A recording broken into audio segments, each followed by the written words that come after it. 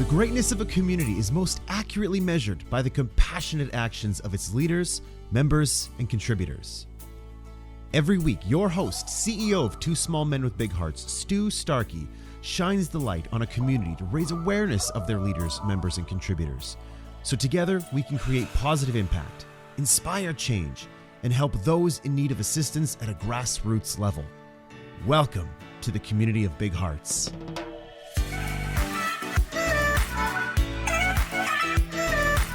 Welcome back, everybody, to the community of Big Hearts. I am especially excited this week for a number of reasons. This week, we're back in the Direct Focus studios.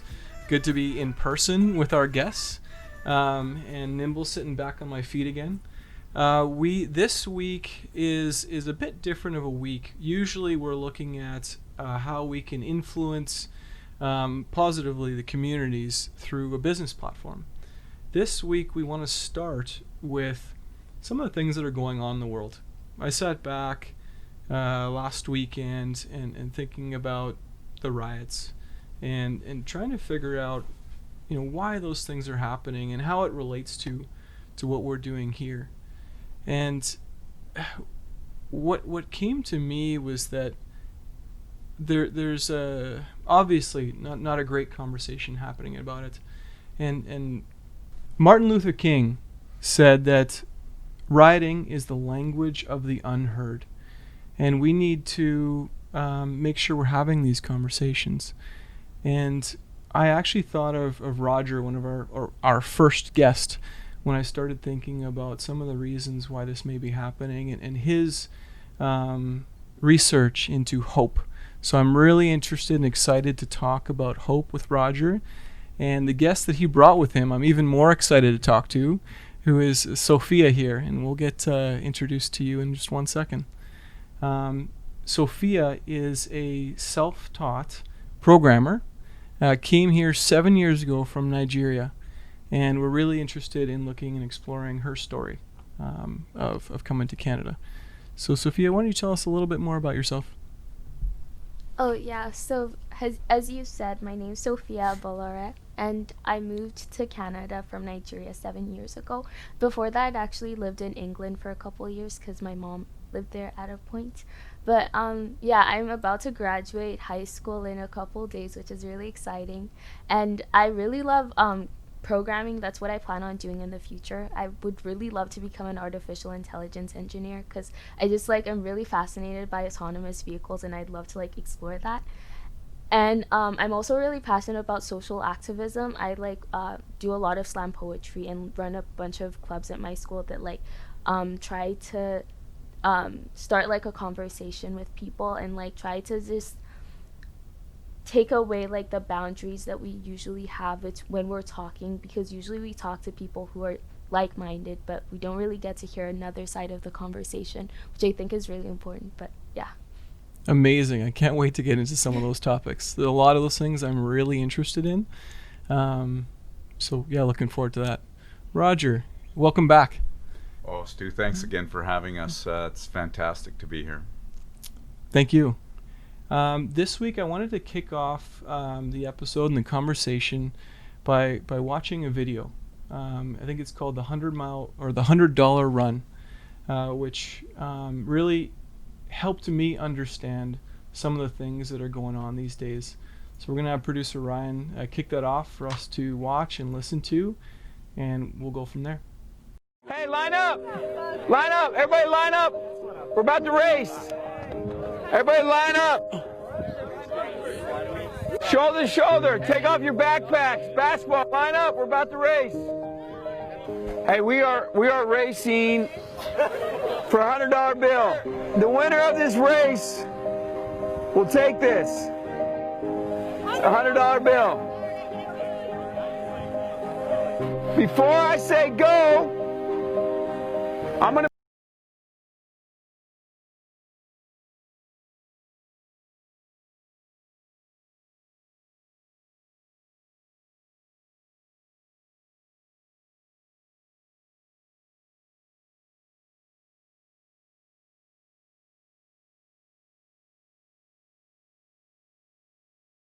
If both of your parents are still married, Take 2 steps forward if you grew up with a father figure in the home. Take 2 steps forward if you had access to a private education. Take 2 steps forward if you had access to a free tutor growing up. Take 2 steps forward if you've never had to worry about your cell phone being shut off. Take 2 steps forward if you've never had to help mom or dad with the bills. Take 2 steps forward if it wasn't because of your athletic ability, you don't have to pay for college. Take 2 steps forward if you never wondered where your next meal was going to come from. I want you guys up here in the front just to turn around and look. Every statement I've made has nothing to do with anything any of you have done. Has nothing to do with decisions you've made. Everything I have said has nothing to do with what you've done. We all know these people up here have a better opportunity to win this $100. Does that mean these people back here can't race? No. We would be foolish to not realize we've been given more opportunity. We don't want to recognize that we've been given a head start. But the reality is we have. Now, there's no excuse. They still got to run their race. You still got to run your race. But whoever wins this $100, I think it'd be extremely foolish of you not to utilize that and learn more about somebody else's story. Because the reality is, if this was a fair race and everybody was back on that line, I guarantee you some of these black dudes would smoke all of you. And it's only because you have this big of a head start that you're possibly going to win this race called life. That is a picture of life, ladies and gentlemen. Nothing you've done has put you in the lead that you're in right now. When I say go, on your mark, get set, go!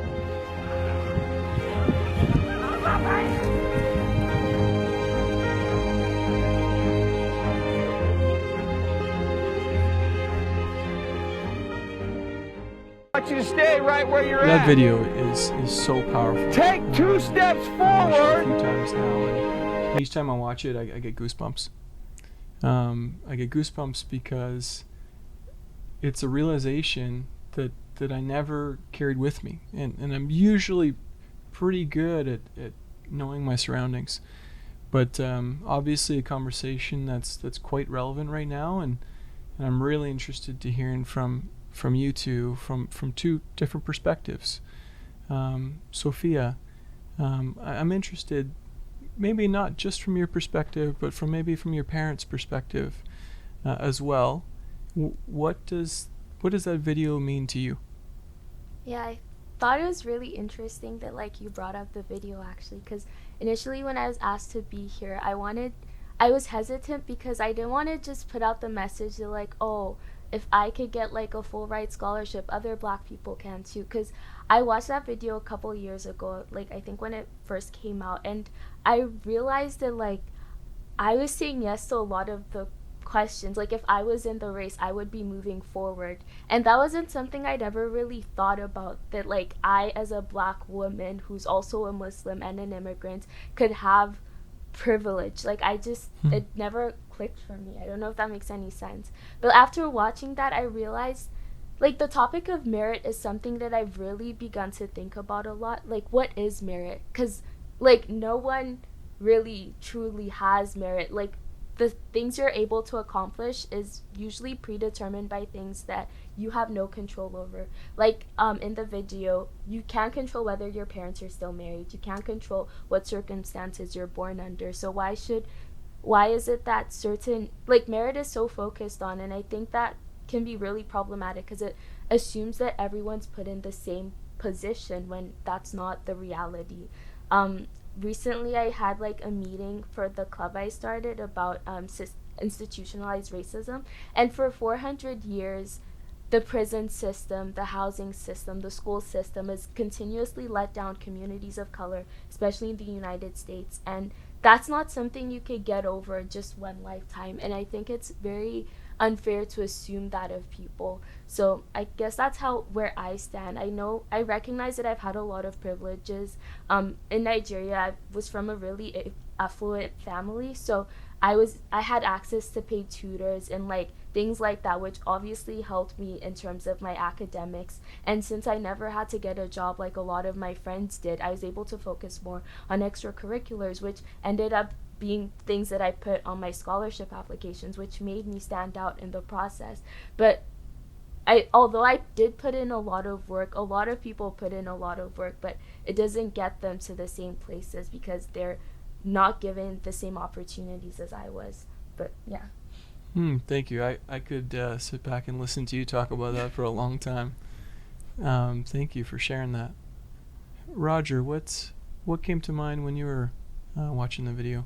Well, first of all, it's hard to believe Sophia's 17 years old Right. and is able to capture and articulate those thoughts and beliefs. And it was interesting when I watched the video. I'm white, I'm privileged, I'm well educated, and so I have all the advantages of living in Canada and having my family immigrated to Canada in 1898, and so I consider myself an immigrant as well. My family heritage, except I came 120 years before Sophia's family came, and of course Canada was a lot more homogenous then.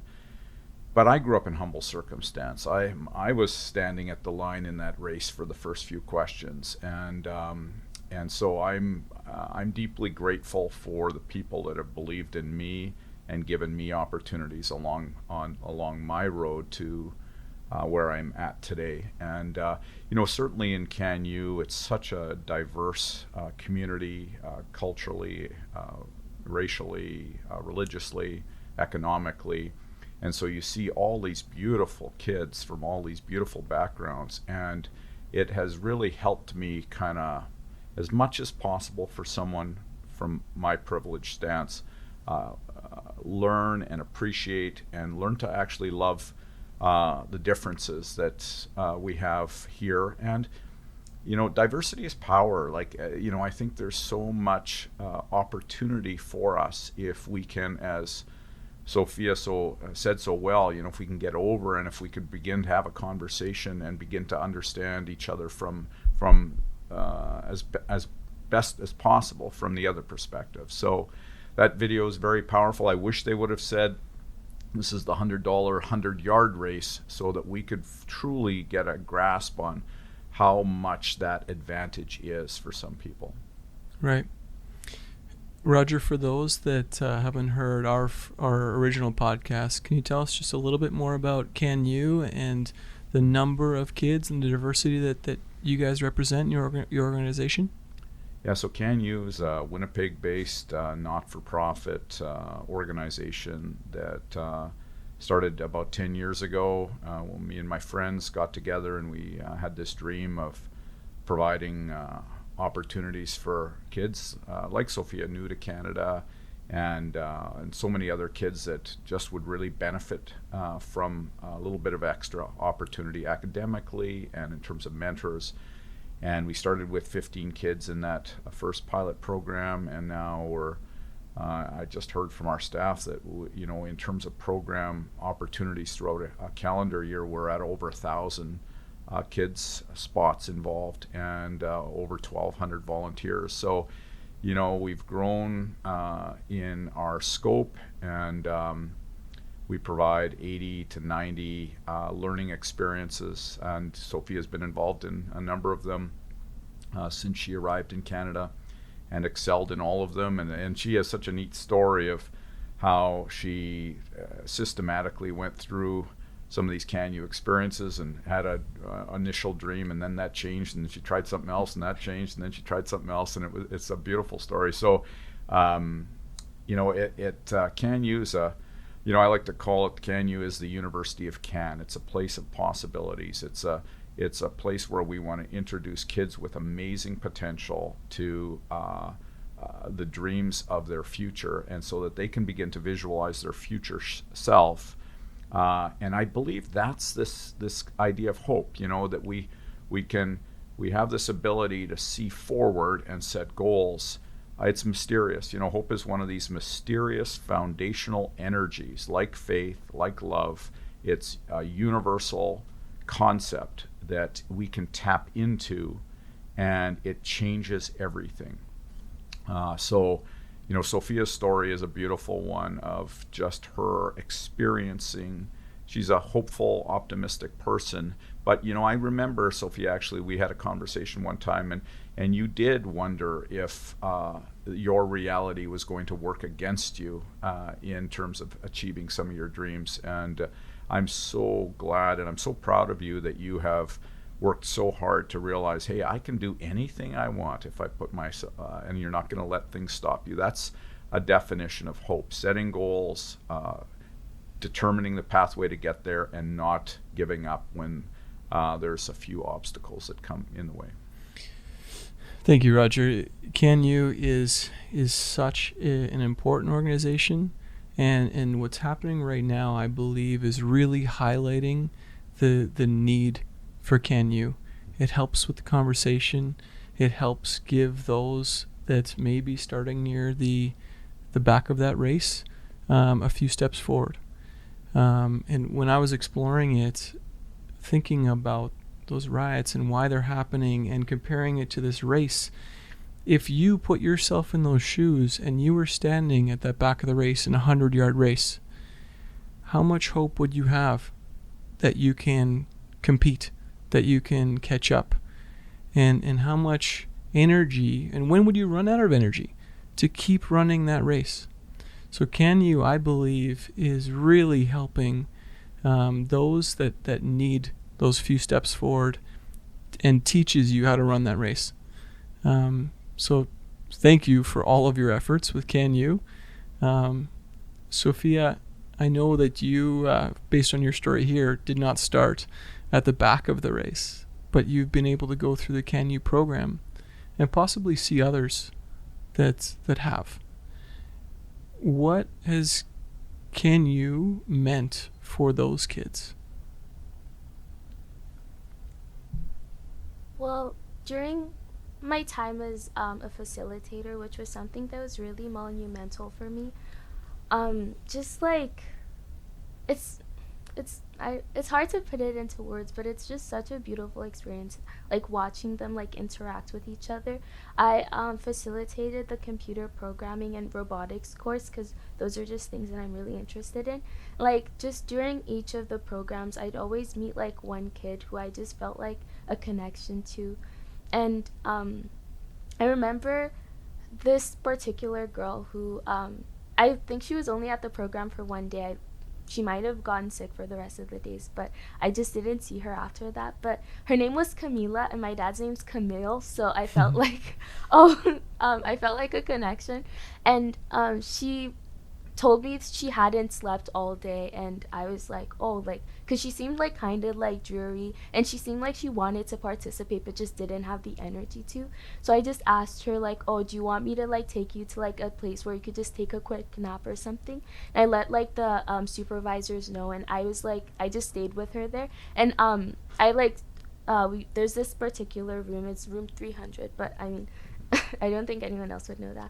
But I just like took her there, and like I wanted to wait with her, so in case anyone, like no random person just came into the room and like bothered her. But when I like took her in there, and she saw that I was gonna stay, the first thing she said to me was like, it's okay, I'm not gonna steal anything. And the fact that like that was her first reaction, like it kind of makes me emotional, because I was just really shocked that like she would ever think that that was what I thought of her. I didn't know her at all. I just was trying to make sure she was safe. And I remember when I told her like, no, of course you're not. I just don't want anyone to come in and like bother you while you're sleeping or like ask you what you're doing here. I want to be able to explain to them that like you're just like here to take a nap. And she seemed like happy, and then she took her nap. And I remember at the end of that session, she gave me a hug before she left, and it just really that entire experience just has really stayed with me throughout like the time since I was facilitating that program, just because it like really opened my eyes to the fact that like a lot of kids aren't just treated with like the basic sense of respect and trust, and that really affects how you turn out in life. Because if you're expected to steal, people expect you to do horrible things, it just gives you more of a reason to do it. Since people are gonna expect that from you anyway, you might as well just prove them right. So I think that's really important, and I think with CanU, a lot of kids are shown that they matter and they're cared for and they're respected, and that there's so much more to them than the labels that society might put on them and what society might, the negative things society might expect from them. So that's just been my experience like facilitating. And I know this is just one particular goal, but I know like everyone who's part of the program comes out of it like a different person with a stronger sense of self. Well said. You are going to be an amazing social activist. Thank you. And it's hard to follow. Roger, that's your act. Please no. Sophia, that's amazing. And, it's hard to, Sophia volunteered this year as what we call a junior facilitator because she was in high school. And she worked with the grade 5 and 6 kids, which is kind of the entry point to the CanU world. And then kids can keep being involved with CanU through graduation from high school. So actually, Sophia is a part of our first ever kind of graduating class. And we're that young, and it's a small group. We're trying to actually figure out how many graduates there are. But Sophia is an example of someone who, despite, moving to a new country and having some privilege as she does so, she still had to make adjustments to a new culture, a new way, all of the challenges that can have. And she and her little sister, Samira, are doing so well in life. And but they both work very hard, and their parents are extraordinarily supportive and helpful, and it's fantastic to see.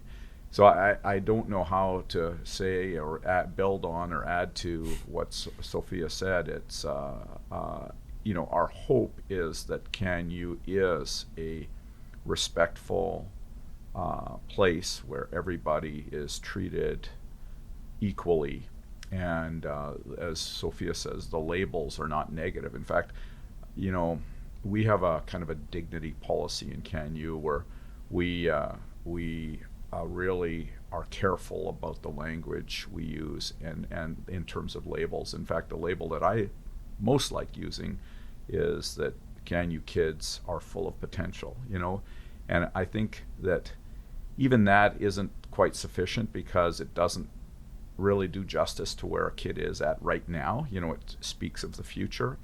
But I think that that's important, that if we all recognize that we have the potential to become, as Sophia said, our true and best selves in the future, and we have people who believe in us and support us along that way and provide an environment like CanU where we all belong and we all feel comfortable with each other, then I think really good things are going to happen.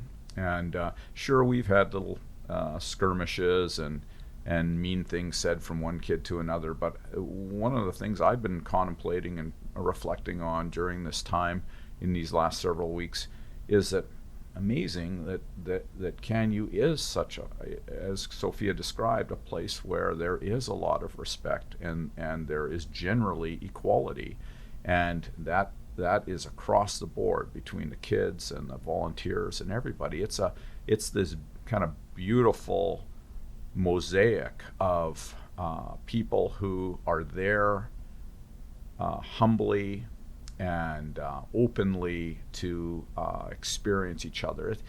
I don't know how to describe it. It's kind of magical. We certainly don't have any formula for creating this. It's happened because of the incredible volunteers that come our way that we screen pretty carefully, and that their commitment to learning and respecting the kids that come.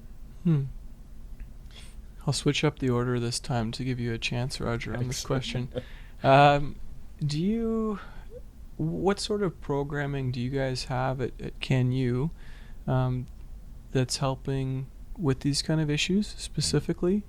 And do you have any advice? This will be your question, Sophia, as well. So do you have any advice on those that want to give or help or volunteer to be able to help give those people a few steps forward in this race of life? What do you say to that? So programming and then advice for those that give. Stu, what a timely question. We've started, CanU's evolving it was started, 10 years ago based on some constraints, and we had to be innovative and creative in what we were doing. And then we fell into this beautiful pathway of growth and influence and impact. But and everything that we did was fantastic. And our staff is incredible, and they're so passionate about what we do and so committed to it. But we, in a recent conversation with my staff, and now in the COVID reality that we find ourselves, we said, wow, this is kind of an opportunity for us to reimagine CanU. And some of the outcomes of that imagining process has been, we want to get down to some of these underlying foundational human attributes that will prepare us for the future.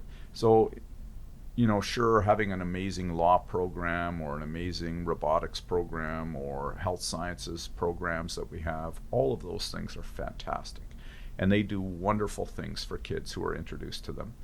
But I'm now thinking about, how do we help introduce kids to the concept of gratitude, for example, so that kids' perspectives are changed from scarcity and negativity to thankfulness and possibility. If we, the research shows that the number one developed attribute a person can have to change their perspective and to, whatever success is gratitude. And I am just a novice in this, but I am now, again, due to the reality of the pandemic, I am taking daily gratitude walks. And I happen to live close to a beautiful walking path in Winnipeg, and this 5-kilometer loop takes me almost exactly an hour, is my start to almost every day. So gratitude, helping kids to see what they have, not focus on what they don't have. And Sophia is a great example of this. She is extremely positive, and she is very grateful, and it has formed in her a character that is attractive and that will get her to the places where she is right now, which a full ride to the University of Toronto, Canada's arguably the best university in Canada. So gratitude is one thing. The other thing that we're really thinking about right now is, and Sophia is another great example of this. She started a Voices for Change program to deal with systemic racism and issues in her high school. And I'm thinking we have these wonderful, creative, passionate high school students and university students, and we are experiencing a very positive, diverse reality in CanU. So maybe we need to start a leadership group within CanU where we focus on issues of respect and equality and justice, and get the kids working at or figuring out how to, like you in your business and in the community of Big Hearts, Stu, you want to inspire the community to get involved. Well, we want to capture our learning and be able to inspire others to do similar things. So those are two kind of program type things. And I think the other concept that we're looking at, again, in a post-COVID reality or now, is that we've come up with virtual CanU experiences, virtual mentorship, virtual tutoring, virtual learning experiences. And this opens up a whole new world of volunteers. We can have an accountant from the community virtually mentor a kid who's interested in accounting. And so this is one of the future items for us. We can tutor kids in subjects and in life interests as well. So there's a real new open door for the community to get directly involved with CanU in a new volunteer way. Thanks, Roger. Yeah, you and I are going to be talking more about the virtual volunteering. But yeah, the message there I love, and I'm also an amateur at the gratitude practice. My daughter and I try to practice it every night before we go to bed and just say 3 things we're grateful for about the day. And it does really help shift that perspective of what you do have rather than what you're realizing that you don't. And it's simple. You know, there's always somebody that has more, but there's also lots that have less. And we really should just be focusing on what we're thankful for. Unfortunately, it's how our brains are hardwired, so we got to fight that a little bit. In fact, Stu, the last time I was on, you talked about comparison, and you had a great quote. Can you remind me of that? Of course. Comparison is the thief of joy. Right. And I think it's so true. We have to lift ourselves out of that tempting environment of comparing ourselves to others, whether it's positively or negatively, you know, especially negatively, but even positively, we can puff ourselves up and we can then look down on people who don't have what we have.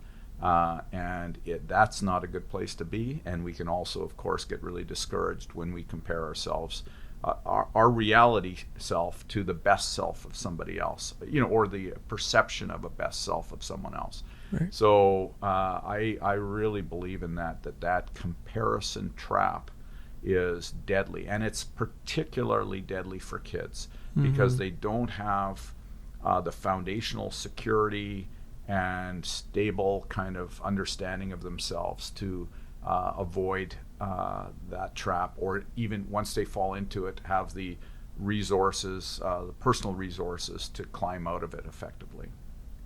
I mostly remember, junior high and high school, and certainly some of those insecurities get taken advantage of back then.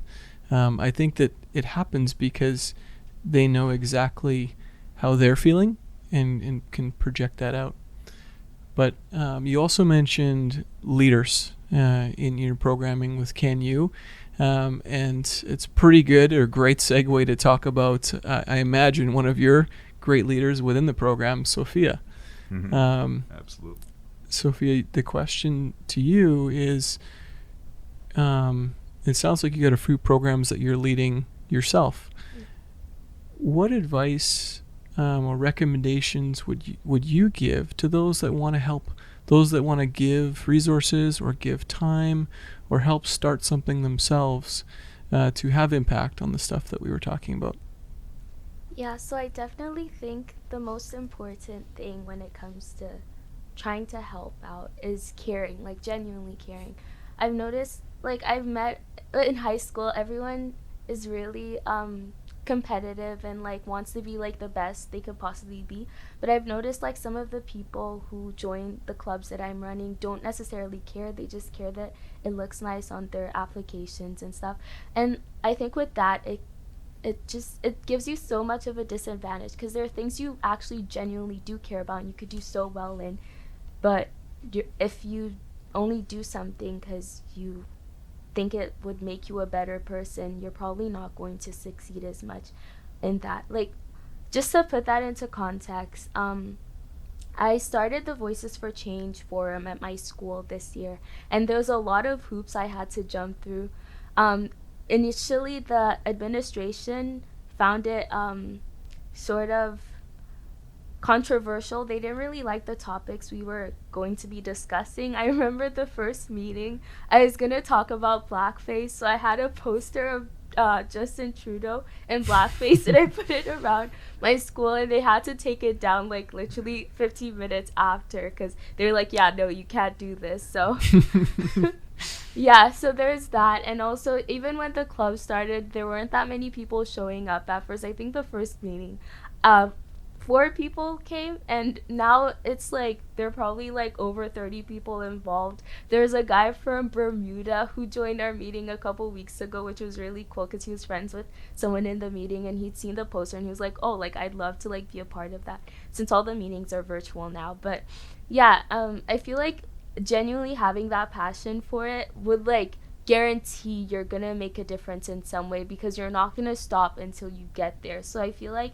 that's probably my biggest advice, to just like make sure you really genuinely care about what you're trying to fix, because I feel like if that's there, if that's like the ultimate foundation. Like you can't really build anything off something you have no passion for. So I think, yeah, passion's probably the number one thing. Also, collaboration. That's also really important, because again, with the Voices for Change thing, I felt like I wanted to talk about all these different topics that affected all different kinds of people, but I'm only one person. I've only experienced so many things, and it'd be hard for me to talk about things and lead discussions in subjects that I'm not familiar with. So definitely having like, I invited a couple more people to help me run the club, because having their feedback and having their input just made it so much better. Like there's just like so many different topics that were like open, and it just like opened like a wide variety of potential things to talk about, because they had things that they were also passionate about, things that they've experienced that they wanted to talk about, and they could lead the discussions, and it made more people feel a connection to the club. So yeah, that would be it for me. So next week, Sophia's going to be sitting here. I'll be behind the camera with Ryan, and we're just going to listen. So caring and collaboration, amazing advice. And that advice would be for people who really want to get out there and start their own thing. But it's also okay for those that don't yet have their own personal cause to get started, to help Sophia, to help Roger, to help join the cause, to donate their time or resources. I'm sure, Roger, you have a place for people to help donate their resources. Oh, for sure. And you know, Stu, it's hard to ask for financial support. It tries to be an uber efficient organization. We're partnership driven. We have lots of in-kind contributions, but of course we want to pay our staff well, and we want to provide excellent opportunities for students. So yeah, for sure, people can make CanU a part of their stewardship. You know, they can sponsor programs or events, or they can become a part of our monthly donor club. We're just starting, and it's in honor of Manitoba's 150th birthday, but we have this 204 and 431 challenge. And I'd like to speak about that, because this is a way for people to get involved in a number of ways. But you know, the 204 and the 431 giving clubs are really 204 annual donation, which is $17 a month, or $431 per year is $35 or $36 a month. So those are two really practical kind of entry-level ways that any person could get involved in supporting what we're doing. And in fact, we have a goal to add 150 people to that community of supporters this year. But of course, we know that there are some companies that can make a sizable contribution to what we're doing, and there are some that do. So I'd welcome a conversation if anybody out there wants to talk about how they might be able to be involved, a company or an individual with resources, that they can easily get a hold of me and we can talk about that. But one thing we're trying to do right now in a way to, come out of, into phase 3 of our reality here in Manitoba, is that we're inviting people to join what we're calling the CanU Challenge. And we're putting this together with our friends at Ted's Run for Literacy, who've been supporting CanU for a number of years. And we're inviting people to do a challenge. You know, it could be a physical activity, it could be a creative activity, but we're inviting them to do 204 of something or 431 of something. And they can sign up at the website canuchallenge.com, which has just gone kind of live. We're actually haven't even done our hard launch yet, but they can go there and look at the different options. My 204 challenge is kind of phase one. I'm going to hike 204 kilometers in the month of June, and I'm preparing for our annual fundraising event called the Mantario Trail Challenge, where we hike through the Mantario Trail 65 kilometers without stopping, or without staying anywhere overnight. And so it's quite it's quite a challenging thing, and we do it. There's a number of us that do it, and we raise. We ask our friends to sponsor us, and every dollar that we raise in that is matched by the Winnipeg Foundation, which then goes into a scholarship fund for amazing CanU kids like Sophia and others. And so I think this year we gave away 116 scholarships to CanU kids. And to date, in the 5 years that we've done this, we've given away 488 scholarships. And those funds are, kid can start applying in grade 5 and they can continue to apply until grade 12. So they could potentially end up with 8 scholarships, and that money is held in trust by the Winnipeg Foundation in that child's name, and it's applicable to any post-secondary institution in Canada. So, we started that fund a number of years ago. Your father-in-law was instrumental in designing this with me, and so we've been super pleased with the results so far. And we know that receiving a scholarship like that, and it's a kind of a bi-focus one. It's honoring and acknowledging a child's commitment to learning and to leading. And so we ask the children youth to tell us what their commitment to learning is, and what their commitment to learning how to lead is. And so we call them the CanU Lead Awards. And we know that it does more than provide a little bit of financial help. When you get acknowledged in an award, something happens to you. You realize, hey, I do have something to offer. I can be that future self that Sophia talks about. And it increases the hope level, it increases the confidence level, and it sets the sights a little higher for the future, and it provides that resiliency that you need when things get a little tough. You can look on your wall and you can see your CanU Lead Award certificate, and you can see that quote by Philip Kivas that says, imagination plus willpower equals impossible dreams, and you are motivated to keep going. Well, Roger, you said that you guys like to run things ultra efficient, and it's an awkward ask for resources, but I think that's the exact reason why people listening should strongly consider donating, is that you leverage that money and make sure it gets to the places it needs to go. And our guest over here is one of those exact reasons why we should continue giving, to continue to cultivate leaders like Sophia, who are obviously going to be world beaters out there. Sophia, anything else that you want to talk about, or how people can help you in your causes? Oh, yeah, I'm still in the beginning, and I'm trying to make Voices for Change continue next year. I mean, I have people who are part of the club who go to my school are planning on continuing it next year, so that's really cool. But I've had a few people who are graduating or have graduated ask me oh, is it gonna continue? Because they really want to it's really become a really safe place, and everyone's friends, and it's been really cool being a part of that and being the person who started that. But yeah, I'm planning on continuing it for next year, even though I'll be in university. It's meant to be a high school club. But I think people joining the conversation, even if it's outside of Voices for Change, but I think the most important thing to me is having those conversations with people who are different from you.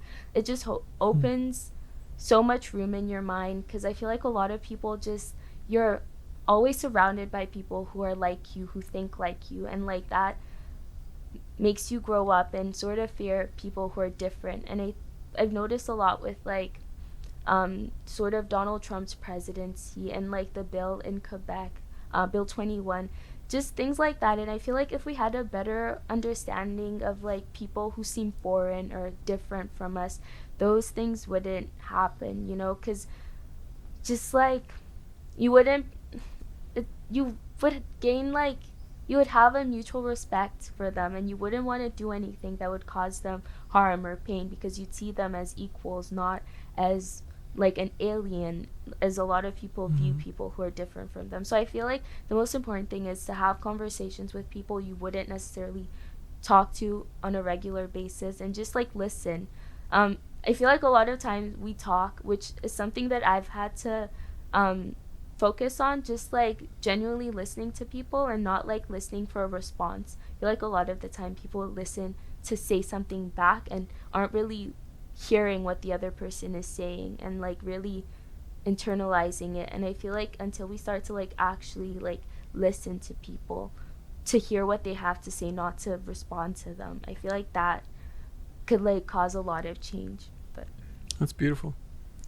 And I think in addition to that, because I've done a bit of thinking on this, because I do love having conversations with differing opinions, is to be able to have that conversation and continue past that point where you have differing opinions, is that you want to always carry the mindset that what would it take to change my mind?